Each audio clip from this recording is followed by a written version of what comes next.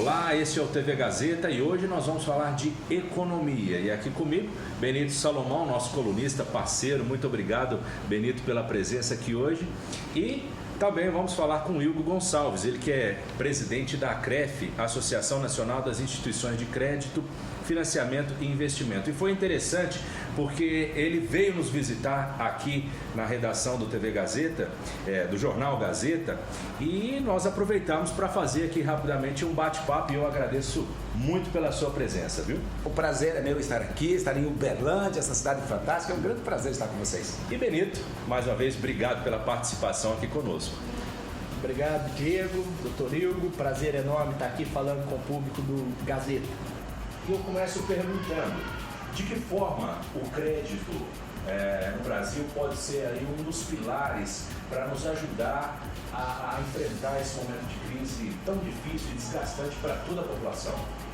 Muito obrigado. Antes de mais nada, é um prazer muito grande estar aqui na Gazeta, né? Falando com vocês, com o público. Muito obrigado pela sua oportunidade. E de fato, você colocou bem, Diego. O crédito é um grande alavancador, ele é um impulsionador do desenvolvimento.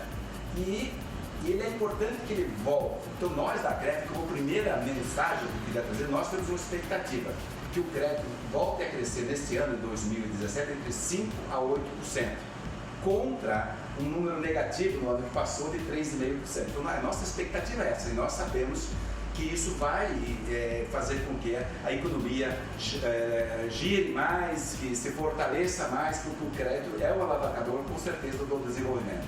Bom, o Hugo está visitando hoje aqui a nossa redação, é um prazer muito grande recebê-lo aqui, é uma honra, na verdade.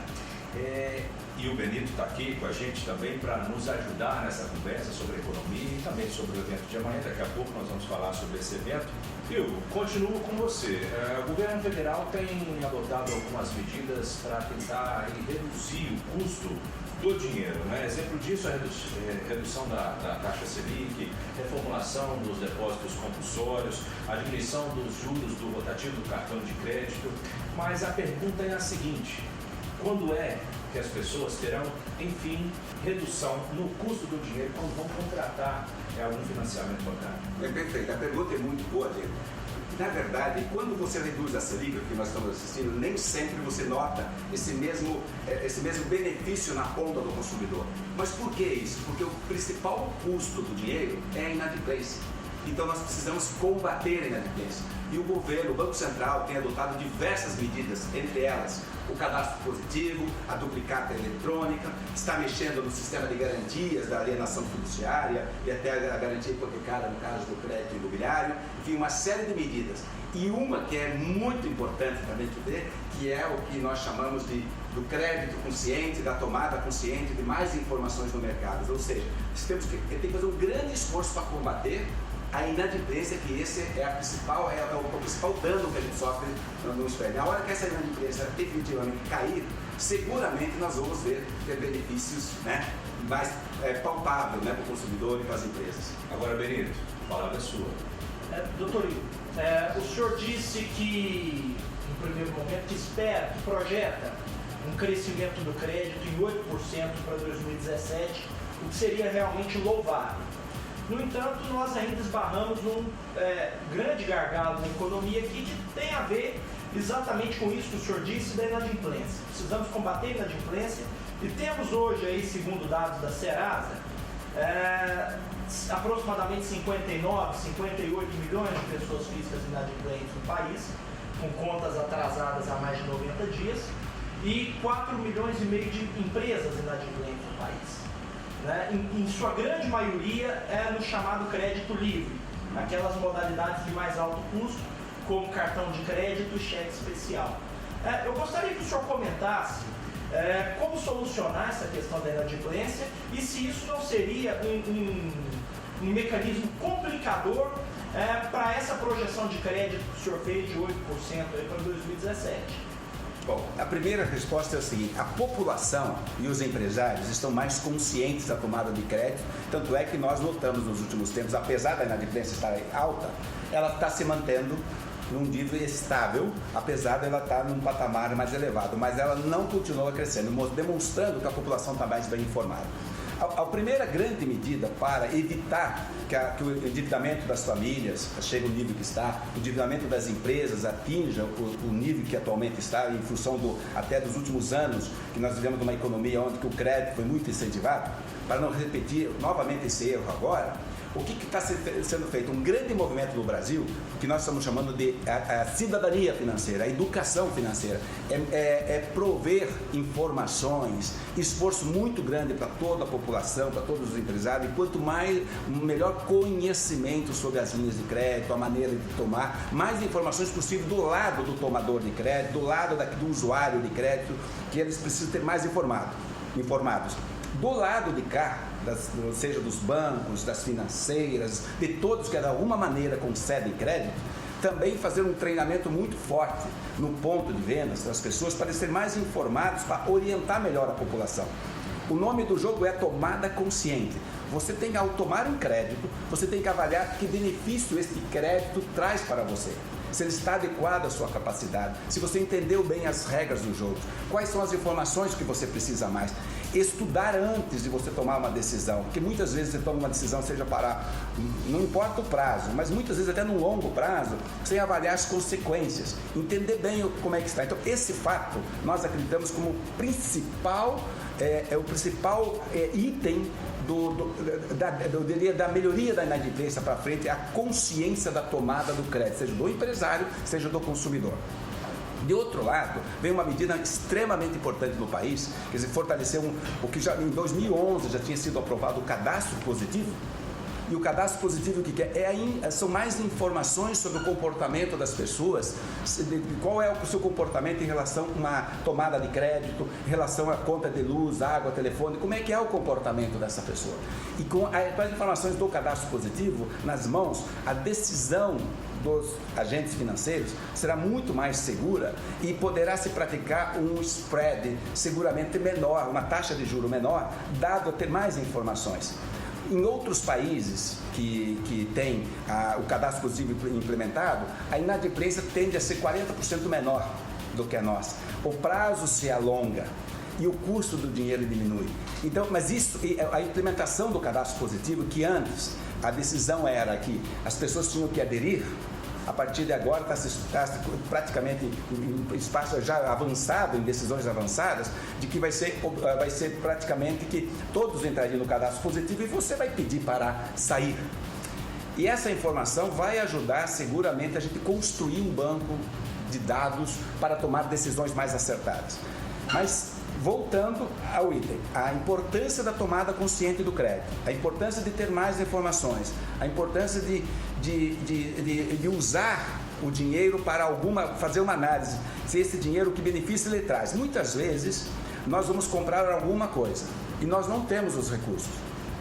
E aí se perguntar, eu preciso comprar isso agora, eu posso poupar um pouco e comprar mais para frente? Me parece que a questão também é o planejamento posterior à tomada de crédito também, porque muitas vezes eu vejo muitos empresários e até pessoas que de repente têm que saldar alguma dívida ou comprar um automóvel, como você mesmo disse, mas ela tem a tomada de crédito como uma resolução imediata do problema, que na verdade não é.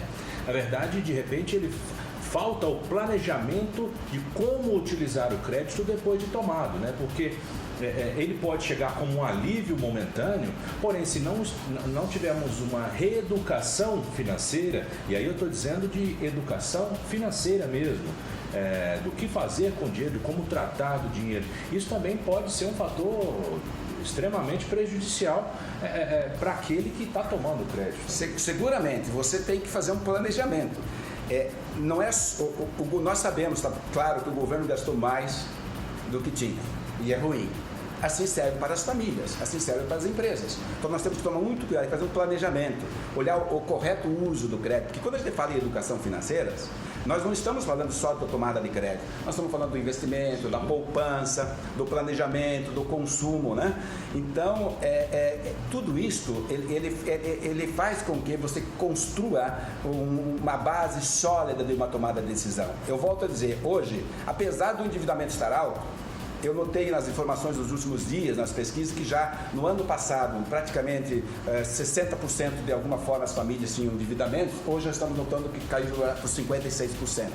Nós notamos que quem está tendo mais dificuldade são aqueles que de alguma maneira tomaram, que não estavam inadimplentes, com dificuldade, e infelizmente, dado a situação seja do desemprego, seja da queda da renda, continuam com dificuldades.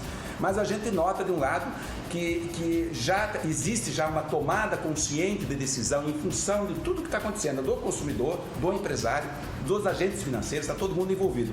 Mas a educação financeira, ela é estratégica. Nós precisamos falar mais disso nas escolas, nós temos que falar mais disso nas nossas empresas, né? E o Benito mesmo me dizia antes aqui que do envolvimento seu na causa, ele é muito importante. E do lado do empresário, é muito importante que quanto mais bem informados os colaboradores estiverem para orientar melhor a tomada de decisão, seja de uma financeira, de um banco, seja de uma loja que concede crédito, para orientar melhor o consumidor, nós vamos ter uma inadimplência menor. E se nós tivermos uma inadimplência menor, consequentemente, vai baixar, nós vamos enxergar mais rapidamente essa queda dos juros. Benito, uma última pergunta? No caso, no caso, por exemplo, que o senhor enfatizou bastante, a questão da educação financeira, do planejamento das famílias. Nós entendemos que muitas dessas famílias, elas às vezes têm um pouco de dificuldade de aderir a esse tipo de técnica que para nós parece simples. Um pouco confuso, né? Isso, mas para pessoas mais simples, sim. E nós vivemos num país muito desigual, onde as pessoas eventualmente não têm essa facilidade toda.